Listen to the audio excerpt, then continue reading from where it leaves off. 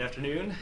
My name's Jose. I'll be giving you kind of an introductory overview about hyperbaric medicine.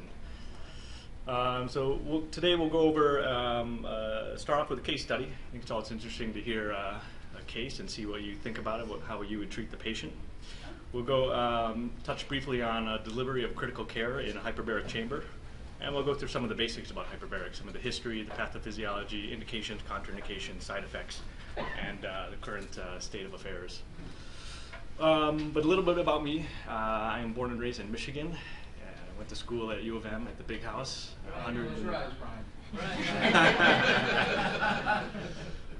We had a good run with Coach Harbaugh, but we fell a little short.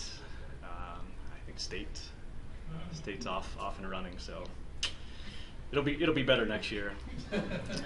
And I went to Tufts with a couple of my other siblings, two brothers at PM&R and my little sisters in plastics. Then did residency at Yale New Haven, and then made my way out to the West Coast and found a little house, a little apartment right on the beach. And I did my fellowship at UCSD, and my love of diving and the lungs brought me to a hyperbaric fellowship there. And here we are. So this is a case that happened in my first month of fellowship, and we got a call from the emergency room that we had a 56-year-old female diver who presented in cardiac arrest while diving the Yukon, which is a shipwreck off the coast of San Diego. And after about an hour of CPR, we finally got a pulse back, and they told us we might need to dive her. What do you guys think? That's a picture of my co-fellow Dawood, and this is the setup. So this is at Mission Beach. It's in between La Jolla and San Diego, downtown San Diego. Water Horse Charters is the boat company. It's about a 10 to 15 minute boat ride out to what's called Shipwreck Alley. And there's a consortium of San Diego divers, I believe. They purchase different wrecks to sink them out there as a kind of a natural, as a man-made area to go diving. So there's a couple boats out there. The Yukon is the farthest out there. This is a picture of the Yukon. It's actually a Canadian destroyer. It was decommissioned in '86, and they purchased it and sunk it in the Shipwreck Alley in 2000. And it's about 300 feet long, 42 feet in breadth. And to sink it, they did is they blew holes in the sides. And the day before they sunk it, they were getting ready to sink it. Actually, a storm came in, big swell and surge, and it actually sunk, drifted out the ocean. They meant to sink it in about 60 feet of water. They actually sunk it in about 100. It fell off into 100 on its side. So it actually poses a threat, as a danger. And actually, the first day it opened to the public, a dive master got lost in there. And after 30 minutes of swimming around, finally poked out one of the holes onto the sand and was out of air and shot up to the surface. And he's luckily survived, but this is a big omen of future of events to come. And we get probably 6 to 12 cases of dive injuries every year off just for diving this. It's in about 100 feet of water, it's cold, it's dark, so it's in a tough environment to do your dives. So when she got to the ER, a little more history. She carried the history of adrenal fatigue, is what the husband said. She's obese, otherwise no other medical problems. She wasn't on any medications. Her prior dive history, she's only done about 18 dives in her life, mostly warm water, Caribbean-style diving. In California, it's cold. You need to wear a 7 mil wetsuit, a thick wetsuit, and the visibility's terrible, maybe about here to the wall, 10 to 15 feet, versus your 100-foot visibility that you see on your TV commercials. And she was actually there on her honeymoon with her anniversary with her husband to do her advanced open water certification. So this is her dive profile. She was diving air. She descended down to about 90 feet, climbing down a line with a dive group. She came off the line for about 1 minute, and then all of a sudden told her dive instructor, "Hey, I don't feel good. I need to go up. I need to go up." And she started climbing up fairly fast up the line, and so fast that it was kind of dangerous. So the instructor tried to hold her by her fins, but she kept ascending. At about 15 feet, spat out her regulator, a big swirl of air. She vomited and shot up to the surface. And at the surface, she was actually awake and alert and said, "I can't breathe, I'm having trouble breathing," and then quickly lost consciousness.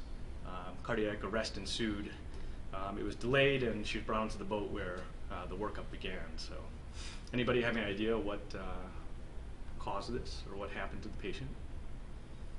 MI. Possible. What else is on the list? She ascended fast, so maybe she had like air embolism. Gas embolism. Anything else? The symptoms started when she was down in the water. Also true. Very important. Point of the history. Pneumo. Okay, so kind of pulmonary barotrauma, gas embolism, something happening at depth, cardiac event. She's kind of on the older side, not older side, but the aged side.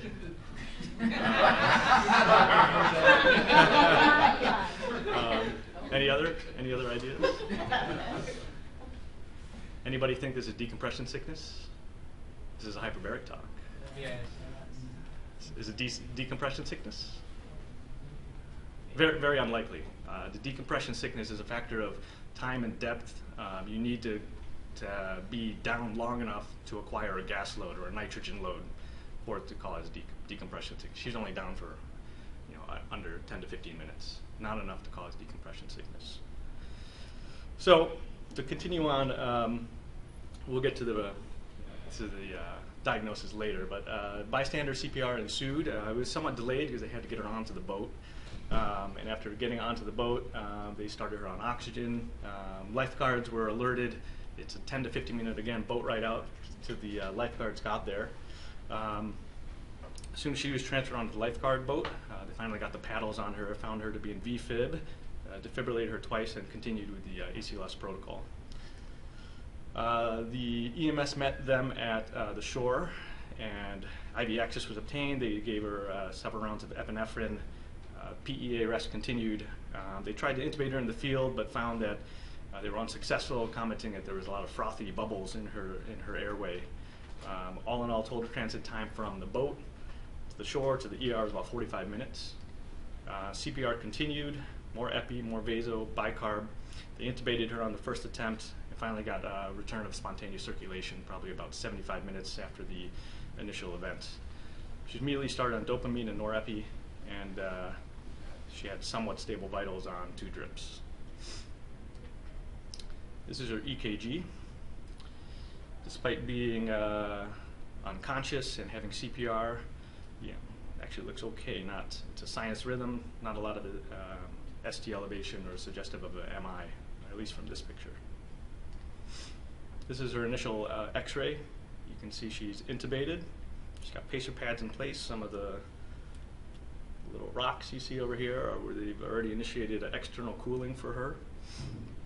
And you can see somewhat hazy infiltrating on the right middle lobe, either pulmonary edema or possible aspiration. Anybody else have comments? What is that line? Is that a central line? I think it's an external device. Yeah. I don't think she didn't have the line in yet.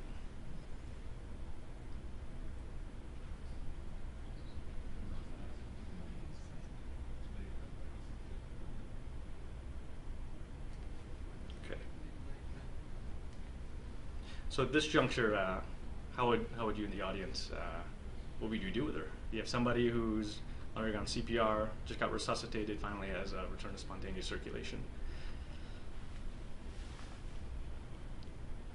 How's her mental status? Sorry? Unresponsive.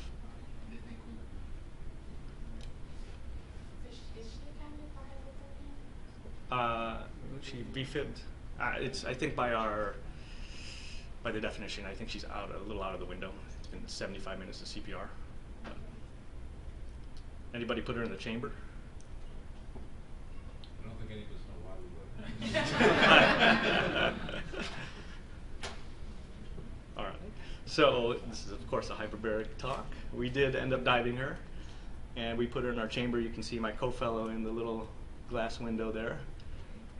And this is what it looks like delivering critical care in a hyperbaric chamber. So she is the patient in the middle on one of the EMS gurneys, a small stretcher that fits in there. You can see there's 2 pumps, several drips. I mean, at this point in time, I believe she was on 3 to 4 pressors. She had a central line and A line. We had hemodynamic monitoring. She was intubated, of course, and her head's over here. And she's intubated. You can see the ventilator tubing coming out. EKG monitor, picture of the pump there. So she's getting fluids. We were able to draw labs. I mean, the treatment she had was a 4-hour treatment, 4 to 5 hour treatment at depth, and it gets tricky. You can lock in meds, you can send out blood gases, you can draw labs. We're locking in cold saline, but it's a long time. And actually, during the treatment, one of the battery packs ran out of juice, and so we had to consolidate our pressors, and we maxed out our epi-drip, and came down from 4 to 3 pressors, and it was a tricky 4 hours, but we managed to come out of it. And these are the people who are involved in it. Jen Storch, she is our critical care nurse, our fellow, and Leslie, the hyperbaric technician. They're all breathing oxygen because they're at risk for decompression sickness, breathing compressed air at the depth for a prolonged period of time. And so they all breathe 100% oxygen on the way out. And so she successfully. There's a nurse that stays in the chamber. Yeah, these people stayed in for the entire 4 to 5 hours. Yes, yeah, absolutely. Can't, in case something happens, you got to be. It takes time to get. UCSD has we have a backlog. It's tight. I mean, it's tough. You have to kind of climb on the walls to evaluate the patient either from the head of the bed, or if you want to come from the side, you're kind of reaching over. But yeah, those 3 were in there cozy for about 4 hours. I've been in one, and I've been in like a 6-hour treatment. Gets a long time. I had to lock in some hamburgers and dinner for the guys. So. There's no height requirement. Jesse, you're not going in. Don't worry. So the patient successfully completed the treatment table 6, which is the standard U.S. Navy diving treatment for her diagnosis. She was transferred to the ICU, where she was maintained on pressors and started on renal replacement therapy. She had multiple pressors were required. She had bolus with albumin and fluid. Never stable enough to get a CAT scan and a CT of the head. She maintained in critical condition. Neurologically, she remained unfortunately comatose. Dilated pupils, no gag, and this was off all sedation. Day 3, EEG revealed no brain activity. So unfortunately, this was a poor outcome. She was extubated and made comfort and expired shortly thereafter. But on autopsy, actually surprisingly relatively normal. Coronaries, coronaries were negative, no signs of massive MI. Her lungs were edematous and kind of congested, consistent with post-resuscitation and IV fluid management. But no bullae, no emphysematous changes. And so it's interesting, at UCSD they have what's called the Diver Death Committee. And so there's about 6 to 12 fatalities every year, for better or worse. And we meet with the lifeguards, the Coast Guard, the Scripps Institute of Oceanography. They examine all the equipment. The coroner, we participate in the autopsy, and we kind of come up with a consensus about how these people that passed away as a learning point for divers in the future. They've actually noticed that there's a rising incidence of coronary disease, heart attacks, as the divers are getting more aged. The 50s, 60s are going in, they're basically going on a stress test every time they go diving. And they're seeing a lot of people who, if they had a heart attack on land, would survive, but they have a heart attack in the water or in the shore, in the surf, they keel over, face down in the water, they end up drowning. It's just a very unforgiving environment. So we're pushing a lot for diver physicals nowadays. So does this confirm what what maybe some of you were thinking, with gas embolism, air in the cerebral circulation? It could, but it's actually artifactual. It's when you take off the calvarium, it does let air in. But we think that this lady, she probably suffered something at depth called emergent pulmonary edema. It caused her to ascend, and unfortunately she suffered a massive gas embolism near the surface. And the reason for that, we'll kind of go over some of that. And at some points it'd be questionable whether we presented this case to the rest of the fellowships online, and I think most of them would have dove the patient, even as critically ill as she was, because she was young. And treating her, the primary treatment for gas embolism is to crush the bubble and oxygenate, restore perfusion. And that would have given her the best opportunity for her to survive and come out of this with a good outcome. But we tried and gave it the best shot. Unfortunately, she didn't survive. Anybody have comments about the case? Questions? Is there ever any role for like ECMO? ECMO for? Like a massive air embolism or something. But has that ever been tried? I guess bypass. So I guess bypass would just restore oxygenation. But unfortunately, when gas travels through the circulation, it causes more than just ischemia. It releases a whole host of cytokine and inflammatory factors, and it's the hyperbaric that helps kind of restore and kind of diminuate some of that inflammation that causes kind of the long-lasting effects.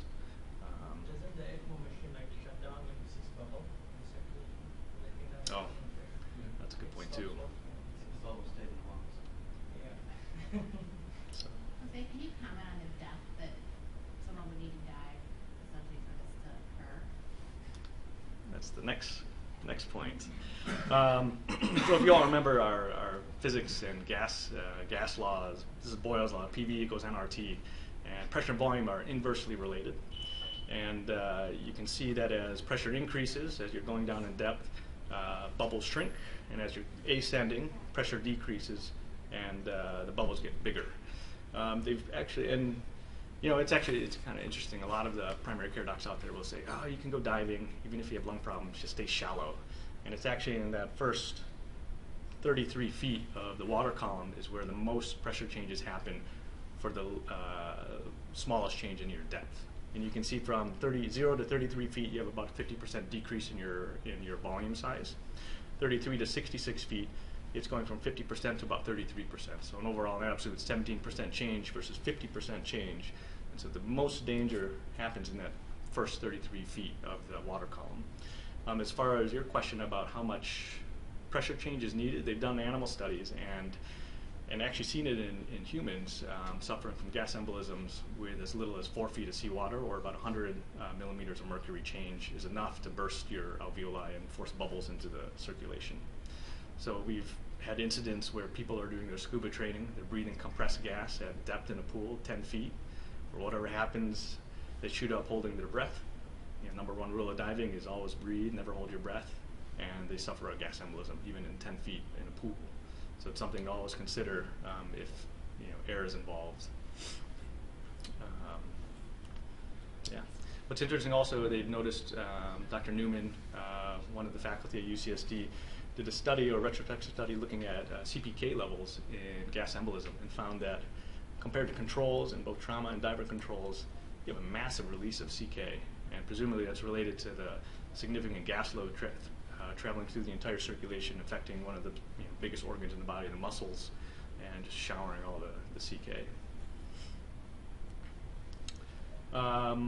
So getting to the other point in the case that Rodeo was getting to is what happened at depth. Was it an arrhythmia?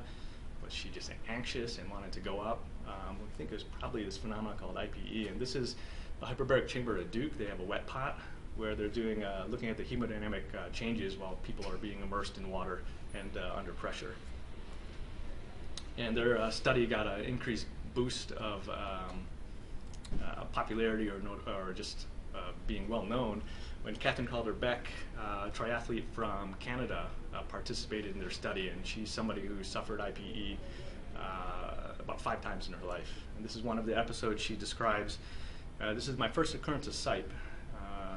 Was at the Mooseman Half Iron race in 2007. I began experiencing shortness of breath at 750 meters into the swim. I felt tightness in my chest, almost like an asthma attack, or that my wetsuit was too tight. And then fluid began to build in my lungs, and I developed a slight cough. I ended up doing the backstroke for the last 750 meters of the swim in order to get to shore. At that point, I tried to keep racing and push through the complete bike leg, and had to stop at the beginning of the run as I was completely unable to get oxygen and was wheezing. That was 4 hours and 17 minutes into the event. I ended up in an ambulance on oxygen and was released on site once my breathing improved. So it's kind of a first-hand account of what it feels like to have CHF. So emergent pulmonary edema was first reported in scuba divers in '84. It's also been seen in your long-distance military swimmers, your breath hold divers, of course your triathletes. The incidence is low, 1.8% is documented in this study, but I think it's probably on the order of 4 to 5% as we're kind of, this idea of emergent pulmonary edema is getting out there. More and more cases are kind of coming in just because people are thinking about it. They think that some of the risk factors associated with IPE include hypertension, your fish oil supplements, certain kinds of wetsuits, long-distance swims, cold water, previous history of IPE, and increasing age and being of the female gender. It's not related to being at depth necessarily, just being in water? Just head immersion. Yeah. Huh. Like here? Just swimming. Yeah. Just swimming. Just swimming. Yeah. And we'll explain. And the symptoms are very. I'll get to that in the next slide. Symptoms are like your classic CHF symptoms. It's interesting, onset can be as short as 10 minutes or even less than that, 10 minutes into the swim, or as more as 30 to 60 minutes after being in the water. Of course, it's worsened by exertion, and the natural history of IPE is that it gets better quickly. Usually you don't die from IPE. Of course, if you can get treatment, which is you remove them from water and supportive care, oxygen, CPAP, diuresis as needed. As far as return to diving, it's a gray area. I don't think there's enough evidence or knowledge out there to definitively say you can or cannot go diving. But so getting to the effects of immersion, just being head immersed in water, it causes a shift in your blood volume. About 700 cc's of extra volume goes into your central circulation. It essentially causes a restrictive effect on your lungs. Your FVC, FEV1 both drop, our residual volume drops, and the TLC to RV ratio increases. And they think that the pathophysiology is one of kind of like a high output failure, and there kind of more information's coming out about it to liken it more to like a diastolic heart failure. In these patients, of course, when you're exercising, your cardiac output increases, the volume through your PA circulation increases, and they've also noticed that the wedge increases. And if it goes up high enough, it can cause essentially a diastolic failure or just a high output failure, and you get capillary leak and hence CHF. And again, being in water, immersed, you have that 700 cc's of blood circulation redistribution. Your PA pressures also increase with that higher volume. Cold will increase your preload. It causes a peripheral vasoconstriction, again, shunting that part of that blood in. And of course, the wetsuit adds to that hydrostatic. It's just being in water has that hydrostatic effect, giving pressure onto the body and onto the circulation. And so, if you're interested, Duke will pay you $175 to put a swan in you and put you in a chamber and measure the hemodynamic effects for this entity. So, only $175. I'll do it for 200. Yeah. And so, just to go over some of the delivery of critical care in the hyperbaric chamber, I can't go through all of it, but some of it, this is a really great article published in 2011 by Dr. Weaver. He's a pulmonary critical care doc out in LDS, which is in Utah. Very great article, short read, and we'll kind of touch on some of the big topics there. And so equipment considerations are a big thing to keep in mind, because you're going into this environment, you're getting locked in there for 4 to 5 hours, sometimes longer, and it's not easy to come out. There's all these safety factors that you have to consider. You can't just say, hey, I want to stop the treatment and come out. It's much more complicated than that because you're exposing yourself to breathing compressed gas for hours at a time, that if you come out quickly, you'll get the bends.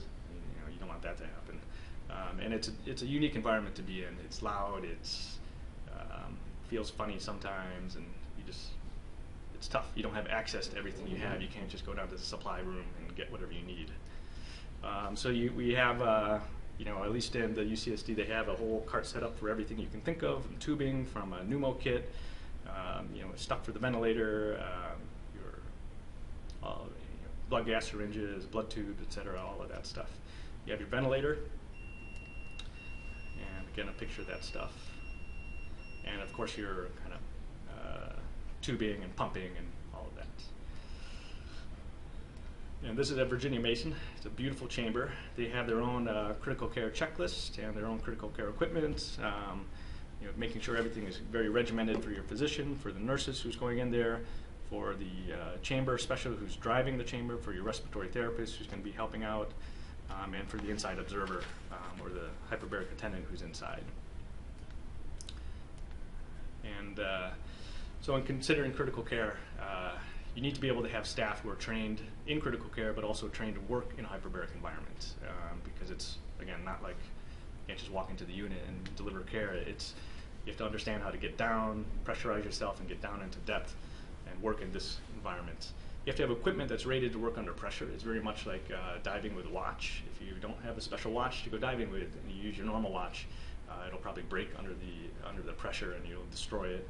You also have to have equipment that's rated for fire safety, according to the NFPA, because being in a hyperbaric environment, you have high pressure, high oxygen. The oxygen concentration is higher than normal.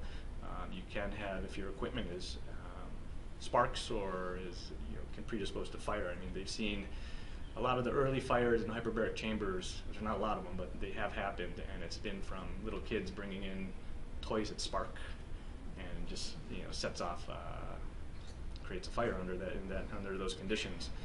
You need special ventilators that work at depth, and some of the ventilators nowadays they're limited. They can only provide probably up to 12 liters per minute, a minute ventilation, and a PEEP of 10. And what's interesting, they all have tidal volume reductions during pressurization. So actually, when we were delivering breaths to this patient, we're delivering about 1.1 liter, 1.2 liters. We set the ventilator to deliver a breath that, when it comes out compressed, it's only about 500 cc's of volume. And there's ways to check it. You can check your exhaled tidal volumes with a pressure gauge while you're down there. You check your gases to make sure you're ventilating appropriately. Some constraints there. And what's unique after hyperbarics, I think it's related just to VQ mismatch, but they often find that after you're done with the treatments, they need a higher FiO2 than previous just for a few hours, and then it kind of normalizes. And also, it's something to consider is that oxygen itself, high oxygen requirements may be a contraindication to further HBO therapy just due to the risk of oxygen toxicity. We typically limit, we don't let people dive if they are on more than 40% FiO2 continuously, like your ventilated patients. And again, you have to weigh that risk-benefit. Is this just for a non-healing wound in somebody who's intubated, or is this like a gas embolism that you need to get them down and treated? Again, weighing that risk-benefit before you treat them.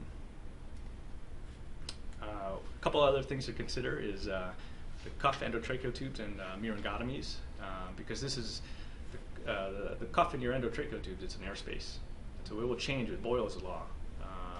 It'll shrink or increase with changes in pressure. And then these people who have breathing tubes in, it's not like you or I, we can just pinch our nose and clear them. You have to wonder, are they going to be able to clear their ears? That's my co-fellow. So they have a couple of different ways to obviate that situation. You can either use saline to fill the balloons, which is probably very good in a monoplace. In a monoplace, is only one person in there. You can't access the patient from the outside. You strictly just looking through a glass to see them. So perhaps putting a saline-filled balloon in them is appropriate because you can't access the cuff. In the multiplaces, you're able to monitor the cuff pressures and adjust them as needed. And so as we were diving this patient, we're constantly putting air on the cuff on the way down as the pressure's getting bigger, and as we're coming up, we're releasing air out of the cuff just to prevent the cuff from blowing up or causing tracheal necrosis. I think the experience at UCSD, they all use air to fill the cuffs, and we'll just adjust the air as needed. I think they must have had a sentinel event where they're using saline and somebody forgot to remove the saline and the patient developed tracheal necrosis. So it's only air for at least the multiplace at UCSD, and we polled all the other institutions. Everybody's a little bit different. So myringotomies, it's middle ear barotrauma is the most common complication of hyperbarics. Anywhere from 5 to 28%. In some other studies, it's as high as 82%. Whether they're symptomatic or not is a question, but they will exhibit most people will exhibit some findings of barotrauma, and the question is how clinically significant to be debated. But up to 1 to 2% will need a myringotomy, and this is an example of a complete hemotympanum or a grade 4 TEAD4 barotrauma to the ear. And actually looked at this retrospective study in 87 to 92, looking at patients treated in a monoplace chamber, having multiple treatments. Of the 267 patients, they found 28 had artificial airways, either ET tubes or just trachs. And 10 of them had tubes, PE, the pressure equalization tubes, and none of them had any problems. Of the 18 who didn't, 14 were intubated, 4 had trachs. 17 of the 18 had ear complications. Of those, of the 17, 11 needed PE tubes within by treatment number 6. So the previous study suggests a very high rate of complications, but there's been no studies looking forward at prophylactic myringotomies and whether it makes a difference or not. So it's debated. It's up to provider discretion at this point, but you can try and extrapolate from other populations and to identify those at high risk for needing myringotomies or PE tubes. And those are the people who exhibit baseline eustachian tube dysfunction, if they have difficulty flying or going into mountains when you're in that plane and you have trouble clearing your ears, going down into tunnels. If you have any problems with eustachian tube dysfunction or trouble clearing your ears after the first dive, signs of barotrauma after the first dive, and of course having your ET tube. So generally I will, if they are intubated and can't clear their ears, I'll put tubes in them right away and begin the treatments. All right, so getting back to kind of the basics of what hyperbarics is. By definition, hyperbarics is the inhalation of 100% oxygen while at increased pressure. And these are just your pressure, we're all at 1 atmosphere, 1 absolute atmosphere absolute, which is equivalent to 14.7 psi, pounds per square inch. If you take a column of air and extend it all the way to space, and if it's a 1-inch column, it's exerting, just from all the air molecules in there, 14.7 pounds per square inch all over your body, or equivalent to 760 millimeters of mercury. And that column of air is equal to that 33 feet of seawater. So that's why you saw the 33, 66, 99. It's 1 atmosphere, 2 atmosphere, 3 atmospheres. And of course, oxygen. So this is considered a hyperbaric environment, kind of like what you saw earlier. This is a multi-place chamber, many people in there. They're breathing pressure at depth through either a hood or a mask. That's the inside observer, the inside attendant who is assisting the patients during the treatments. This is also a hyperbaric oxygen. It's a monoplace chamber. You can see monoplace, 1 person, and again, you don't have direct access to the patient, and you're just looking or talking them through an intercom from the outside. This is also hyperbaric oxygen. They have animal chambers. They do experiments on animals, and there's actually somewhat gaining popularity is the equine chambers. They're treating all the racehorses, the $1 million racehorses in hyperbarics. Whether it works or not, I can't say. This is not hyperbaric oxygen. The oxygen boot and that. I mean, if humans were frogs and we could absorb oxygen through our skin, then maybe that would work. And of course, we're battling a lot of misnomers out there. And this is actually Michael Jackson. Michael Jackson, rest in peace, in a monoplace chamber. I think actually, if he used the hyperbaric chamber, he might have saved a couple of the surgeries on his nose. Also, there's a lot of stuff out there. Amazing new cure, oxygen cure, unclogs arteries, ends allergies, beats migraines. So unfortunately, there's a lot of non-approved uses: cerebral palsy, stroke, chronic traumatic brain injury, chronic fatigue for anti-aging, multiple sclerosis.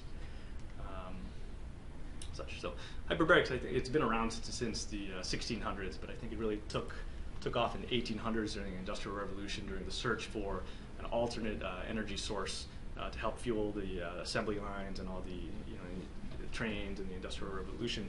And they found a lot of these sources were actually underwater, and so they figured out ways. What are some of the ways to get to it? And Traeger actually designed the first caisson. Caisson in French means box, and so he developed a structure of steel rings 5 feet in diameter, and started sinking them into the water until it came up above the water, closed the hatch, pumped air into this kind of column, this structure, to help push the water out, and hence created a compressed air environment, a dry environment for the workers to work in, building either bridges or searching for coal or other mineral deposits.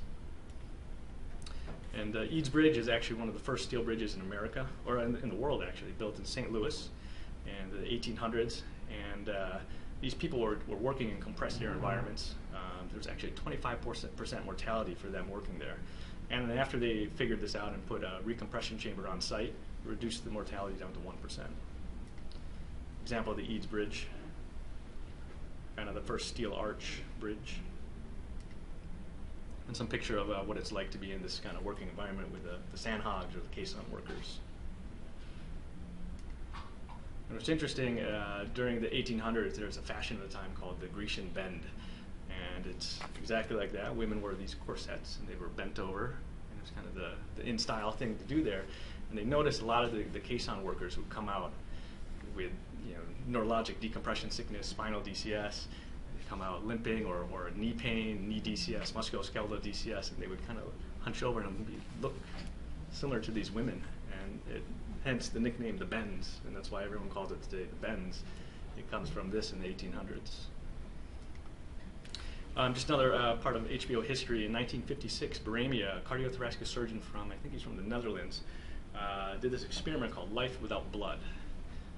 And in this, it was a pig study that was used in which he basically exsanguinated them, the pigs, exchanged, transfused the pigs, all the red cells were out, and put plasma in them. Later in the study, he converted to kind of lactated Ringer type solution. But essentially put these pigs with zero blood, zero red cells, and put them in a chamber environment where they survived for 3 hours, a couple hours, I think it was 3 hours. Put the blood back, and the pigs survived and continued on their little way. And the reason this works is our age-old oxygen carrying content equation. So you can tell that oxygen carrying content is a factor of oxygen saturation, a fixed constant, your hemoglobin level, one factor, and this factor, PaO2 times 0.0031, a constant. So if he exsanguinated the pigs, this number is essentially negligible, and it's this number that is providing the oxygen. Here at the surface, PaO2 times, if it's 100 times 0.0031, it's what, 0.3%, very negligible. We essentially ignore them at surface.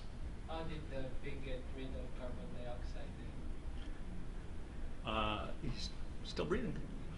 But I think they need the hemoglobin. I think you can. No, it was like, No, it's not found. The hemoglobin is highly dissolved in serum plasma. So you even exchange CO2. And he found that pressurizing the environment to 3 atmospheres would essentially create a 6% volume. 3 atmospheres, it's roughly around 2,100 millimeters of mercury times 0.0031 is your 6%. And, oh wait, let me see. It's really that 6%, which is the minimal amount of oxygen-carrying oxygen needed to sustain aerobic function in the body. I mean, because once your hemoglobin is saturated hemoglobin is saturated, 100% saturated. You can't put any more on. But if you saturate the plasma, you can provide enough oxygen to sustain life. And that was his study. So what are some of the indications for hyperbaric oxygen? There's primary therapeutic modalities, namely decompression sickness and arterial gas embolism. You're crushing the bubble and reperfusing. And then for everything else, it's all supportive or adjunctive care. There's 14 approved indications by the UHMS, the Undersea Hyperbaric Medical Society. These you'll probably see maybe come into the emergency room. You know, your carbon monoxide, central retinal artery occlusion, necrotizing soft tissue infections or gas gangrene, acute thermal burns, necrotizing soft tissue infection. We're treating somebody with Mucor right now. That's kind of along that spectrum of necrotizing infections. Burns, idiopathic sensory neural hearing loss, crush injury, compartment syndrome, intracranial abscess, exceptional blood loss anemia, and compromised flaps and grafts. The others you'll typically see more in the outpatient setting. So in like wound clinic, your diabetic foot ulcers, the wounds related to radiation, chronic osteomyelitis, and the patients who are not able to be revascularized and attempting limb salvage. So how does hyperbaric work? It's hyperbaric and oxygen, so pressure and oxygen. You can mechanically essentially crush the bubbles according to Boyle's law. Providing that high oxygen content, especially in decompression sickness, provides a diffusion gradient to help, similar to treating your pneumothoraces with 100% oxygen, It helps kind of provide a gradient for nitrogen to diffuse out of the tissues, and then replaces it with oxygen, which is a metabolizable gas. That's how your pneumothorax closes. Increased oxygen delivery to your tissues, and it also exerts several biochemical effects. Sorry. Again, your Boyle's law, pressure, volume. You increase the pressure, you'll crush that bubble. And this is actually a real live example of Boyle's law in effect. I'm snorkeling above these divers down at like 30 or 40 feet, and you can see as the bubbles are rising up to the surface, they're just getting bigger and bigger.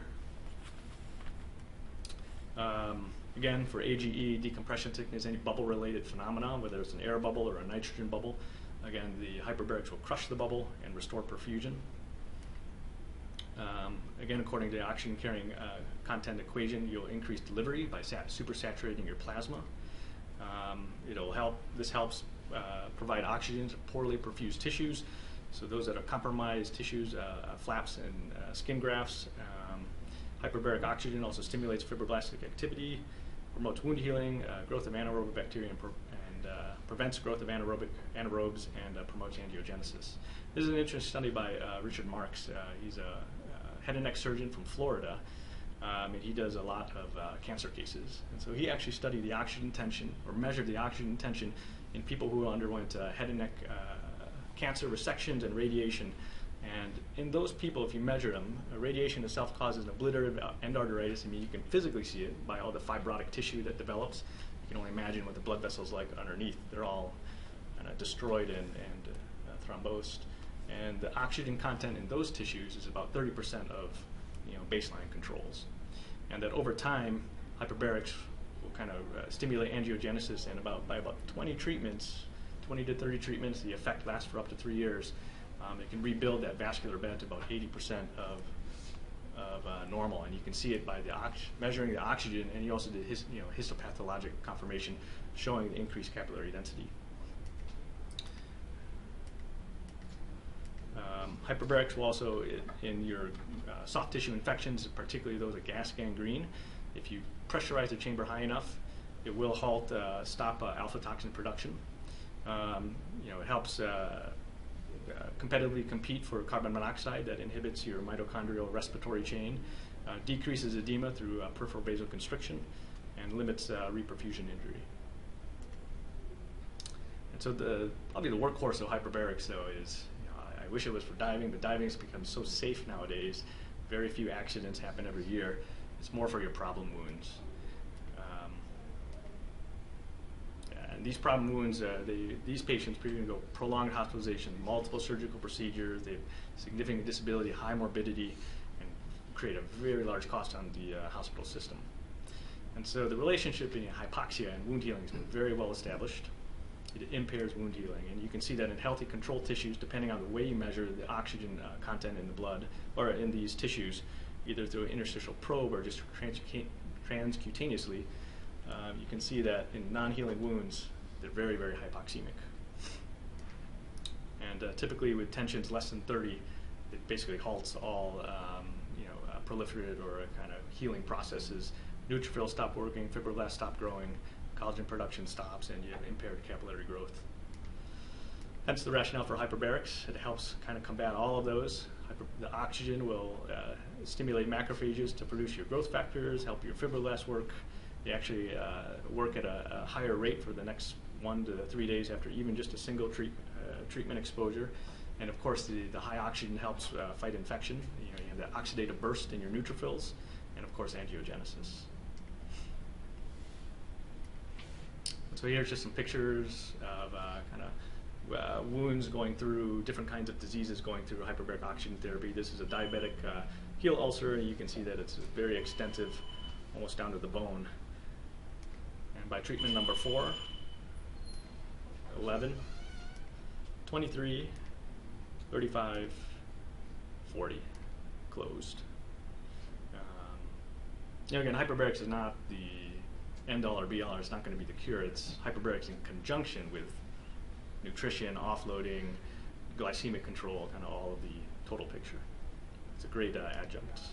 This is somebody who suffered from osteoradionecrosis of the jaw. You can see the exposed bone here, and after hyperbaric treatment. Radiation cystitis, you can see over the course of about 40 treatments.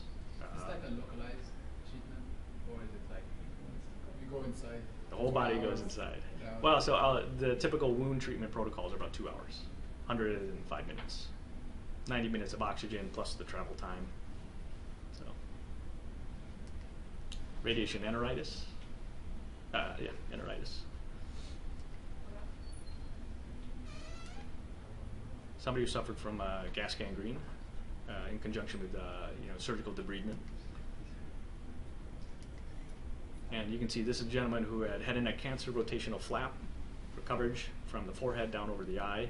You can see it's very edematous, dusky, venous congestion, and after hyperbarics, pinks right up. I mean, the flap is survivable. You can help oxygenate it temporarily, and in the meantime, the peripheral vasoconstriction helps kind of reduce the edema. So what are the complications of hyperbarics? The effects are related to both pressure and oxygen. Most common, of course, is middle ear barotrauma or sinus barotrauma. So any hyperbarics will affect any of your air spaces in the body. Pneumothorax is a feared complication. At UCSD, they had 1 pneumothorax since 1986. So very, very, very rare.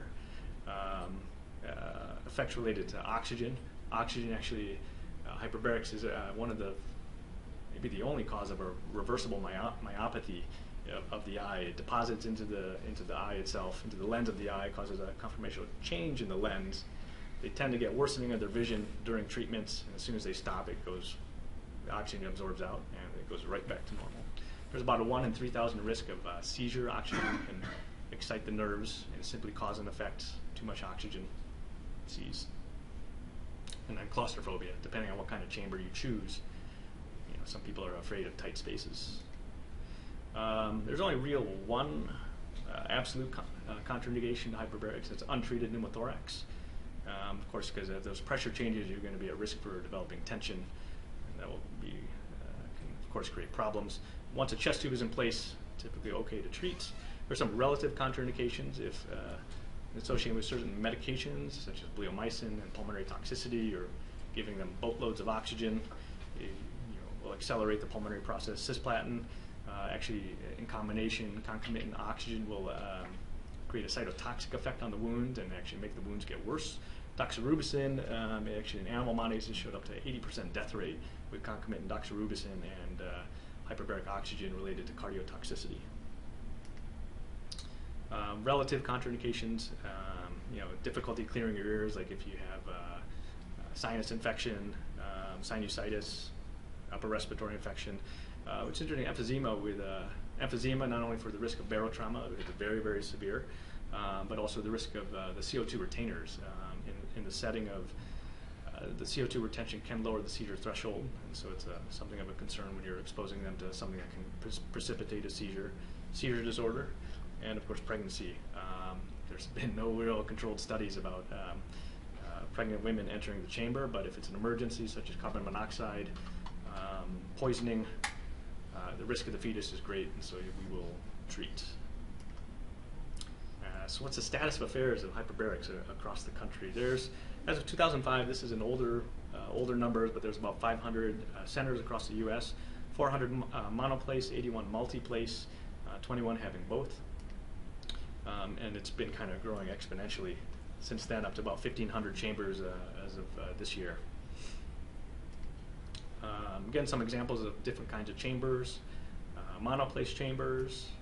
Again, that's the majority of the chambers because they're less costly, take up less space. The environment is pressurized with 100% oxygen, so there's some risks associated with that. And actually, Dr. Weaver at LDS uses monoplace chambers when he treats his critically ill patients, so they can be configured by feeding in lines through ports in the hull to help get invasive monitoring. Again, direct access is limited, and because of the 100% oxygen, you're limited at how deep you can pressurize them. Multiplace chambers. Again, more than one patient can fit inside. You have direct access to the patients. You compress the environment with just air, and then you deliver 100% oxygen via either a hood or a mask. And here, of course, ICU level monitoring is much easier. You have access. You can touch the patients. You can pressurize deeper because it's an air environment. Again, there's some disadvantages as you're exposing the people who aren't breathing oxygen to nitrogen or compressed air and putting them at risk for the bends. And unfortunately, the multiplex chambers are a little more costly. This is the chamber at UCSD. This is exactly how it looked in 1986 when it was built, except for the copper piping, which is the only thing that's been really refurbished. It's about, I'd say about 6 feet tall, and it's about an arm's width across. This fits up to 12 people. 12 people, 3 in each bunk sitting upright, or if they can't sit upright, then 4 people laying down, plus the inside observers. Again, example of oxygen delivery. UCSD has a backlock, so in case there's emergencies, physicians or other support personnel can lock in or lock out if needed. UCSD built this chamber a couple years ago. Oh, it's a beautiful chamber, square up to the ceiling. You can basically fit like lazy boy recliners in there. It's very, very nice. They have an animal chamber there as well. Virginia Masons is also another beautiful big chamber. It's part of the fun. I love going to different institutions and check out their equipment. Catalina, right off the coast of California, the Southern Cal, operated by the USC. They treat a lot of, Catalina is a very popular dive destination, so they treat a ton of divers out there, and they publish a lot of research. This is an example of their chamber. The mecca of all chambers, though, is Duke. I think it was built in the 60s, and each one of these dials corresponds to a different chamber. They have alpha through foxtrot chambers, which is actually major. They had the wet pot I showed you earlier. That one is an example of one of their big operating room chambers. And actually, so the Duke is run by a combination of pulmonary and anesthesia. I think across the U.S. it's mostly ER docs who run it, but at Duke, LDS, and a few other, I think one by UCLA, the Cont'd chamber run by pulmonary docs. Here they actually do lavages for protein alveolar proteinosis, which is very cool.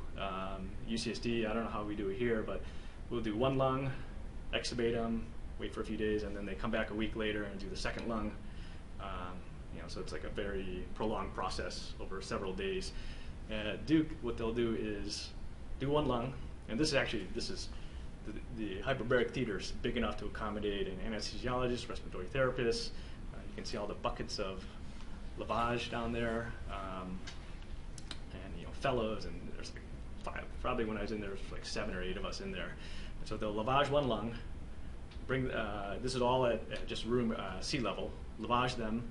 We'll check their oxygenation. If there's any concern for marginal oxygenation, they'll pressurize the environment to about 20 feet of seawater, just enough to not put a risk of the other people in the chamber, but enough to provide a margin of safety for oxygenation. Finish the lavage, do both lungs, come out, they stay intubated, and they get extubated the next day, and they go home. So turning like a 6-day process into like 2 or 3 days. And that's an example of the lavage they did. 11 bottles. You see it clearing over time. OxyHeal, they put a little map together of hyperbaric chambers across southeast Detroit. Actually, Henry Ford, we're actually not on here, but this is DMC right down the street. They have an 18-person chamber, West Bloomfield, here, number 1 in gray. There's a lack of chambers in that kind of upper west quadrant. And you can see most of them are red, meaning both hyperbaric and wound centers. It's just kind of the lay of land. This is actually they're very super saturated here in Michigan. I think in Southern Cal, I think I counted only like 5 or 6 chambers just for kind of that San Diego up to just south of Orange County area. So big area and very few chambers in here. It's like 10 or 15. This is our chamber, founded by Dr. Eichenhorn in '88. You can see we have a dual place chamber. You can fit 2 people, lock them in, facing each other. A little tight squeeze, but 2 people can fit. It's found down in the basement of F1, right next to respiratory therapy. And this is a typical dive treatment profile for wound healing. Pressurize the chamber about 45 feet of seawater, followed by 90 minutes of oxygen and 30-minute chunks of time with a 5-minute air break, and that just reduces your risk of oxygen toxicity and seizure. Some future directions for hyperbarics. They're looking into mitigating ischemia reperfusion by preconditioning, so treating them with 4 or 5 treatments before some sort of intervention, cabbage, and endorectomy, something that causes cessation of blood flow, and looking at modulation of the inflammatory cascade through treatment of inflammatory diseases like IBD and such. Thanks to the faculty at UCSD. And of course, thanks Dr. Eichhorn for helping me through this kind of process. So if you have any hyperbaric questions, you can always contact me. Also, any questions for your divers who you were wondering in clinic, are these people with asthma? Are they okay to go diving? Do I have to do any other studies to help figure out, are they safe to go diving? Or they have X, Y, and Z, can they go diving? Give me a call.